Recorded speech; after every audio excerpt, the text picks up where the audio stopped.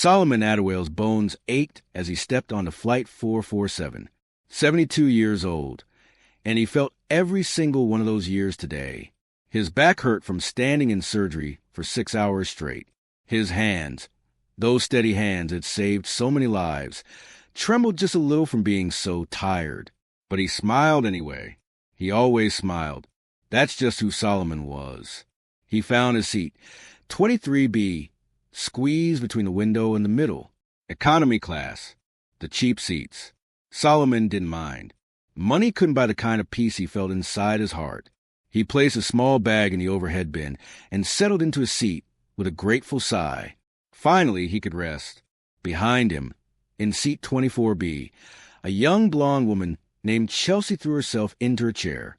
She wore expensive sunglasses pushed up on her head, a designer purse hanging from her arm, and an annoyed look on her face like the whole world was bothering her. Solomon closed his eyes. He thought about his granddaughter's birthday party next week. He thought about the 7-year-old girl whose heart he had fixed this morning. She would live now. She would run and play and laugh. That thought made him smile even wider. Then he felt it. Thump. A foot kicked the back of his seat. Hard. Solomon opened his eyes. Maybe it was an accident. People bump things on planes. He waited. Thump. Thump. 2 more kicks. Harder this time. His whole seat shook. Solomon turned around slowly, keeping his voice soft and kind. "Excuse me, miss. Could you please not kick my seat? I'm trying to rest." Chelsea stared at him like he was a bug on her shoe. She didn't even take out her earbuds. "Whatever, old man," she said, rolling her eyes. Then she did something that made Solomon's eyebrows go up in surprise. She put both her feet right on the back of his seat, shoes and all, and pushed. Solomon felt his seat lurch forward. Other passengers were starting to look now. "Miss," Solomon said again, his voice still gentle, still patient, "I really need you to remove your feet. Please." "I paid for my seat," Chelsea snapped. "I can put my feet wherever I want. It's a free country. Maybe if you don't like it, you should have flown first class." She said these last words slowly like Solomon was stupid, like he didn't understand English. A little boy across the aisle, maybe 8 years old, watched with wide eyes. His name was Ethan, and he sat next to his mother, who was a nurse. Ethan tugged his mother's sleeve. "Mama, why is that lady being so mean?" His mother, her face tight with disapproval, whispered back, "Some people forget their manners, honey. That gentleman is being very patient." But Chelsea heard them. She heard everything, and she didn't care. "Mind your business," she said loudly, glaring at Ethan's mother. Solomon turned back around. His heart felt heavy, but he wasn't angry. He had seen too much in his life to get angry at small things. He had held dying children in his arms. He had told families their loved ones didn't make it. This woman's rudeness? It was nothing, just noise. But the kicking didn't stop. Thump, thump, thump. For 20 minutes, Chelsea kicked his seat like a drum. Other passengers whispered. Some shook their heads. A teenage girl named Nadia, sitting 2 rows up, pulled out her phone and started recording. She had seen videos like this go viral online. This was going to be big. She could feel it. Finally, a flight attendant named Martia came walking down the aisle. She was tall, with kind eyes but no-nonsense look on her face. She had been flying for 15 years and had seen every kind of bad behavior there was. "Is there a problem here?" Martia asked, looking directly at Chelsea. "Yes, there's a problem," Chelsea said before Solomon could speak. "This man keeps turning around and bothering me. I'm just trying to relax." Solomon's mouth opened slightly. That wasn't true. That wasn't true at all. Martia looked at Solomon. She had been watching from the front. She knew exactly what was happening. "Sir, have you been having issues with this passenger?" Solomon could have exploded. He could have yelled. He could have told everyone exactly what Chelsea had been doing. But he just nodded slowly and said, "She's been kicking my seat, ma'am. I've asked her twice to stop. Politely." "3 times," whispered Ethan's mother, raising her hand. "I've been watching. He asked 3 times. Very politely." She's had her feet on his seat the whole time. Other passengers nodded. "It's true," said an older man. "I saw everything." Chelsea's face turned red, but not from embarrassment, from anger. "Oh, so now everyone's ganging up on me? This is discrimination. You're all—" "Ma'am," Martia said firmly, holding up one hand. "Please remove your feet from the gentleman's seat. That's not appropriate behavior on this aircraft." "Or what?" Chelsea challenged, crossing her arms. "Or I'll have to file a report, and we can discuss this further when we land," Martia said. Her voice was calm, but had steel in it. For a moment, Chelsea looked like she might argue more, but she saw all the eyes on her. She saw Nadia recorded with her phone. She huffed loudly, pulled her feet down with exaggerated movements, and slammed them on the floor. "Happy now," she spat. Solomon just nodded at Martia. "Thank you, miss." Martia gave Solomon a kind smile. There was something about this man, something peaceful, something that made her want to protect him from people like Chelsea. She didn't know yet who he was. None of them did. The plane's engines roared louder as they prepared for takeoff. Solomon closed his eyes again. He whispered a small prayer, like he always did before flying. He prayed for safe travels. He prayed for all the passengers. He even prayed for Chelsea, that whatever was making her so angry inside might one day find healing. Ethan was still watching him. The little boy had never seen someone stay so calm when someone was being so mean. His mother noticed him staring and whispered, "That's what real strength looks like, Ethan. Remember that." As the plane lifted into the sky, climbing higher and higher through the clouds, Solomon finally felt himself relaxing. His breathing slowed. His shoulders dropped. Peace washed over him. But in seat 24B, Chelsea stared at the back of Solomon's head with burning eyes. This wasn't over. Not for her. She didn't know it yet. But in less than an hour, everything was about to change. The entire plane was about to discover that the quiet old man she had been tormenting was anything but ordinary. The sky was darkening outside the windows. Clouds gathered thick and gray. The seatbelt sign dinged on as the captain's voice crackled through the speakers. "Folks, we're hitting some rough weather ahead. Please remain seated with your seatbelts fastened." Solomon opened his eyes and looked out at the gathering storm. Something was coming. The plane shook. Not a gentle bump. A real shake. Like a giant hand had grabbed the aircraft and rattled it. Passengers gasped. Bags shifted in the overhead bins. A woman's coffee spilled across her tray table. Solomon gripped his armrest but stayed calm. He had flown 1,000 times. Turbulence was normal. Nothing to fear. But this turbulence was getting worse. The plane dropped suddenly, and several people screamed. Ethan grabbed his mother's hand tight. Even the flight attendants looked nervous as they rushed to their seats and buckled in. And behind Solomon, Chelsea was still being awful. "Great," she muttered loudly. "Just great. This cheap airline can't even fly through a little rain without falling apart. I should have flown private." Solomon said nothing. He was praying again, quietly, under his breath. Bang! Chelsea kicked his seat again. Even though the seatbelt sign was on, even though the plane was jumping through the sky like a wild horse. "Stop being so stiff, old man," she hissed at him. "You're making me more nervous."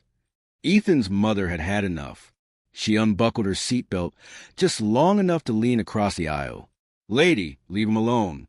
Can't you see he hasn't done anything to you?" "Oh, here we go again." Chelsea rolled her eyes. Everyone defending the...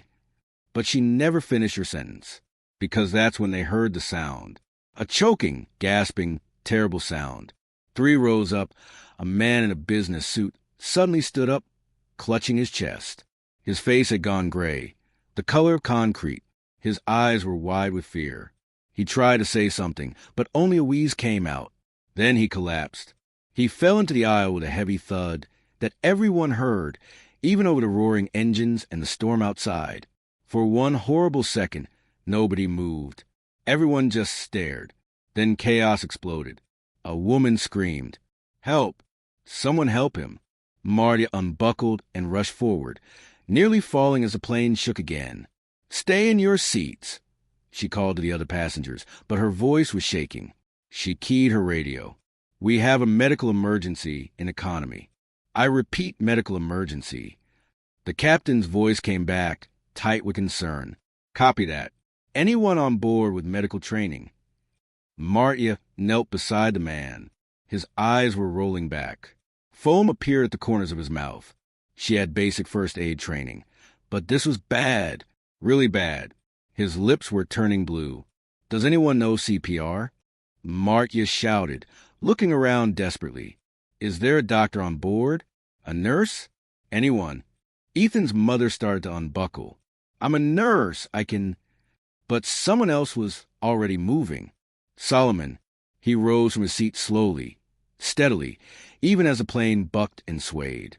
He moved with the confidence of someone who had walked through earthquakes and didn't flinch. Let me through, please, he said quietly. People turned to look at him. The old man from economy? The one who had been getting bullied the whole flight? Chelsea actually laughed. A short, mean bark. Oh, what are you going to do, old man? Pray him better? Solomon didn't even look at her. He just moved forward. Martia saw him coming, and something in his eyes made her step aside. Sir, do you have medical training? Yes, Solomon said simply. He knelt beside the collapsed passenger with the ease of someone half his age. What kind of training? Martia asked, pulling out her passenger manifest. Scanning for his name. Solomon placed 2 fingers on the man's neck, feeling for a pulse. His face was calm, focused. I'm a doctor. What kind of doctor? Someone asked. Martia found his name on her tablet. Her eyes went wide. So why'd that other passengers noticed? What?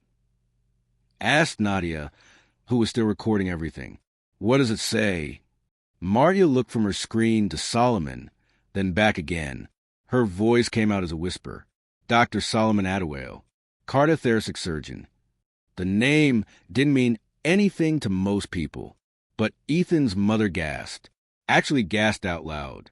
No way, she breathed. The Dr. Attawale? From St. Catherine's Hospital. You know him? Ethan whispered. His mother's eyes were huge. Honey, this man is famous. He's one of the best heart surgeons in the country, maybe the world. He's saved thousands of lives. I've read his papers in medical journals. There are foundations named after him. Other passengers were pulling out their phones, searching his name. Whispers spread through the cabin like wildfire. He did that surgery on the senator's daughter. He works with children, sick kids who can't afford treatment. There's a whole hospital wing named after him. He's been nominated for humanitarian awards. Chelsea's face went white, then red, then white again. But Solomon wasn't paying attention to any of it. He was working. His heart's in trouble, Solomon said, his voice cutting through the noise like a blade. Martia, I need the first aid kit. Now. Oxygen, too, if you have it. Martia ran. She was back in seconds, her hands shaking as she handed him supplies. Solomon's hands weren't shaking at all. He worked like a machine, but a gentle machine. He tilted the man's head back, checking his airway. He's breathing, but barely. Pulse is weak. Could be cardiac arrest starting. What do you need? Asked Ethan's mother, who had made her way forward. You're a nurse? Solomon asked without looking up. Yes, sir. Good. Help me get this oxygen mask on him. Make sure it's tight. Watch his chest. Tell me if his breathing changes. They worked together like a team. Solomon placed the oxygen mask over the man's face, while Ethan's mother monitored his breathing. Other passengers watched in amazed silence. The plane shook again hard, but Solomon didn't even flinch. His focus was total. Talk to me, he said to the unconscious man, his voice soothing. Stay with us. You're going to be fine. I've got you. He felt the pulse again. Frowned. Moved his hand to different position. There, he murmured. Weak, but steady. You're fighting. Good man. He looked up at Martia. Does this plane have an AED? A defibrillator? Yes. In the forward galley. Get it, just in case. And tell the captain we need to land. Soon. This man needs a hospital. Martia spoke into her radio. The captain's response came back immediately. There's an airport 40 minutes away. We're already diverting. Solomon nodded. 40 minutes. We can do 40 minutes. He looked at the sick man's face. You hear that, friend? 40 minutes. You can make it. I know you can. The man's eyelids fluttered. A good sign. Around them, the passengers sat frozen, watching a miracle happen in real time, watching this quiet, humble man they had seen getting kicked and insulted and ignored transform into something else entirely. A healer, a hero, a giant. Chelsea sat in her seat, unable to move. Her feet, which had been so carelessly pressed against Solomon's seat for the past hour, now felt like stones. Heavy, shameful. She had called him old man. She had kicked him, she had mocked him, and he was famous, respected, important, and she was nothing. Ethan was standing on his seat now, watching Solomon work with eyes full of wonder. Mama, he's like a superhero. His mother nodded, tears in her eyes. Yes, baby, exactly like that. Solomon continued to monitor the man, checking his pulse every few minutes, adjusting the oxygen, speaking to him in that soft, steady voice. The man's color slowly improved from gray to pale pink. His breathing became less ragged. You're doing great, Solomon encouraged. Stay strong. Nadia's phone was still recording. She knew this video would change everything. The whole world was going to see this. The whole world was going to know. The plane continued its bumpy journey through the storm, but inside the cabin, everything had changed. The turbulence outside couldn't shake the solid, calm presence of Dr. Solomon Attawale. And Chelsea, sitting in seat 24B, began to cry. The plane landed with a gentle bump. Solomon had kept the sick man stable for the entire 40 minutes. When the paramedics rushed on board with their stretcher and equipment, they found the patient breathing steadily, his color good, his pulse strong. What happened? The lead paramedic asked, checking the man's vital signs. Possible cardiac event, Solomon explained, standing up slowly, his knees popping. I stabilized him, gave him oxygen, monitored his heart rate. He should be okay, but he needs tests. An EKG at minimum, probably an angiogram. The paramedic looked up at Solomon, then at Martia. Who are you? Dr. Solomon Attawale. Martia said with pride in her voice. Cardiothoracic surgeon. The paramedic's jaw dropped. The Dr. Attawale? From St. Catherine's? Solomon just smiled his quiet smile. Just help him. Son, that's all that matters. As they wheeled the man away, he opened his eyes for just a moment. He saw Solomon standing there and whispered, Thank you. Rest now, Solomon said gently. You're going to be fine. The cabin erupted in applause. People were standing, clapping, some crying. Ethan was jumping up and down. His mother had tears streaming down her face. Even the other flight attendants had come out to see, and they were applauding too.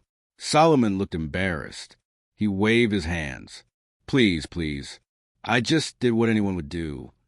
No, said Ethan's mother firmly. What you did was extraordinary. You saved that man's life. Nadia was still recording, and her video was already uploading to social media. Within minutes, it would have thousands of views. By tomorrow, millions. But there was still one more thing that needed to happen.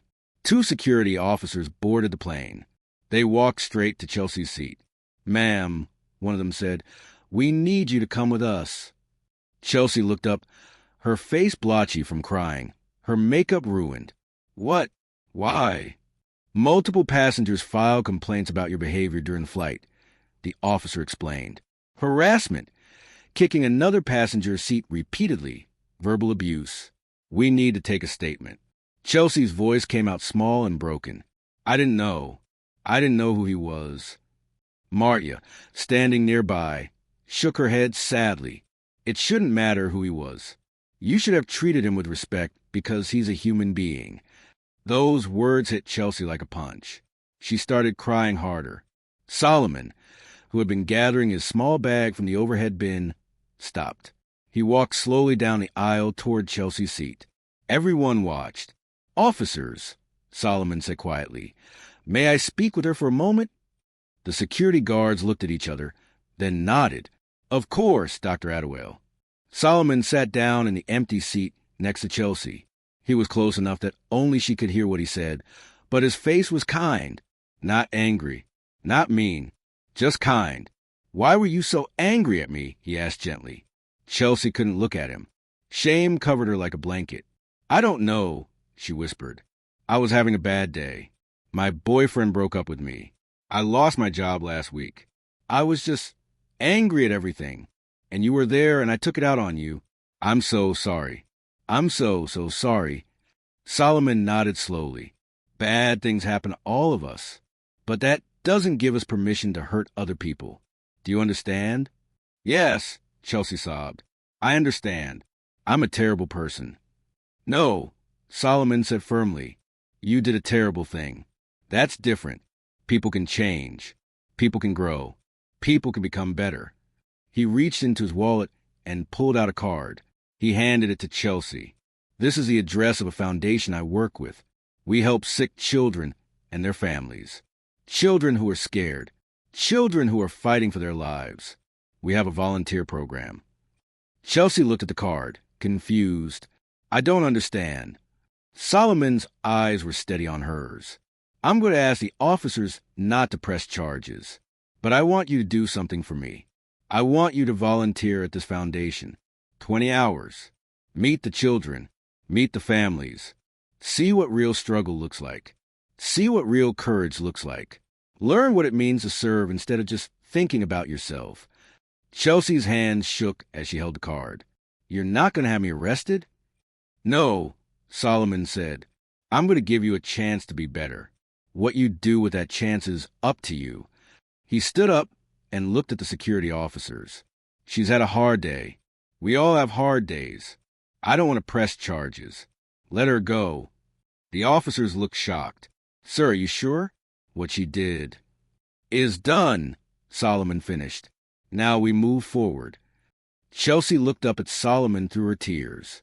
This man she had kicked and mocked and treated like garbage, was showing her mercy, grace, a chance. Why? She asked, her voice breaking. Why are you being nice to me? Solomon smiled. Because someone was nice to me once when I didn't deserve it, and that kindness changed my life. Now I'm passing it on. He turned to leave, but Chelsea called out, Dr. Attawale. He looked back. I'll be there at the foundation. I promise. And I'll be better. I'll do better. Solomon nodded. I believe you. Livewell, stranger. Those words hung in the air like magic. Livewell, stranger. As Solomon walked off the plane, passengers reached out to shake his hand, to thank him, to take pictures with him. He was patient with all of them, kind to everyone, but you could see he was tired. So tired. Ethan ran up to him before he could leave. Dr. Attawale. Dr. Attawale. Solomon knelt down, bringing himself to the little boy's level. Yes, young man? I want to be like you when I grow up, Ethan said, his eyes shining. Solomon put a gentle hand on the boy's shoulder. Then be kind, even when people aren't kind to you. Be brave, even when you're scared. And help people, even when they can't help you back. Can you do that? Ethan nodded so hard his whole body shook. Yes, sir. I promise. Good boy, Solomon said. Standing up, he shook Ethan's mother's hand. You have a fine son. Thank you, she said, wiping her eyes. Thank you for everything. Solomon walked through the airport terminal alone, pulling his small rolling bag. No fancy cars waited for him. No assistants. No crowds. Just an old man going home after a long day. But behind him, he left changed lives. Nadia's video went viral that night. 10 million views. 20 million. 50 million. The world watched Dr. Solomon Attawale save a man's life on a plane. They watched him show mercy to someone who had been cruel to him. They saw real heroism. Chelsea kept her promise. She showed up at the foundation the next week. She met children fighting cancer. She met families who had lost everything but still smiled. She met people who taught her what real strength looked like. And slowly she changed. Ethan told everyone at school about the doctor on the plane. He told his friends, his teachers, anyone who would listen. And some of those kids, inspired by the story, decided they wanted to be doctors too. They wanted to help people, just like Dr. Attewell. Mardia requested Dr. Attewell as a passenger on every flight she worked. She wanted to protect him, to make sure he always felt safe and respected in the skies. And somewhere in a quiet house, Solomon Attewell sat in his favorite chair, sipping tea, thinking about his granddaughter's birthday party. He didn't watch the videos. He didn't read the comments. He didn't check to see how famous he had become. Because for Solomon, this was just another day of doing what he had always done, helping people, being kind, making the world a little bit better. The next morning, his phone rang. It was a hospital where they had taken the sick passenger. Dr. Attewell, the doctor said, "I thought you want to know, the patient is going to make it. Full recovery expected. If you hadn't been there, if you hadn't known exactly what to do, he wouldn't have made it. You saved his life." Solomon smiled. "That's good news. Thank you for calling." He hung up the phone and looked out his window at the morning sun. Another life saved. Another day of service. Another quiet victory. Because that's what real power looks like. Not loud, not flashy, not demanding attention or respect. Just steady, just sure, just there when needed. The giant among us don't always roar. Sometimes they whisper. Sometimes they heal. Sometimes they simply say, "Live well, stranger," and walk away, leaving the world better than they found it. Real strength doesn't need to shout. Real power doesn't need to prove itself. And real greatness? It sits quietly in economy class, treating everyone with dignity, ready to rise when the world needs it most. Remember, respect costs nothing to give, but arrogance can cost everything. If this story touched your heart, inspired you, or made you think differently about how we treat strangers, please like this story, share it with someone who needs to hear this message, and subscribe for more stories about everyday heroes who change the world one kind act at a time. Leave a comment below. Have you ever witnessed someone show unexpected kindness? Have you ever judged someone before knowing their story? Share your experience with our community. Thank you for reading. Now go out and be someone's Dr. Attewell today. The world needs more quiet giants. Quiet giants, true heroism, respect everyone, kindness matters, real stories.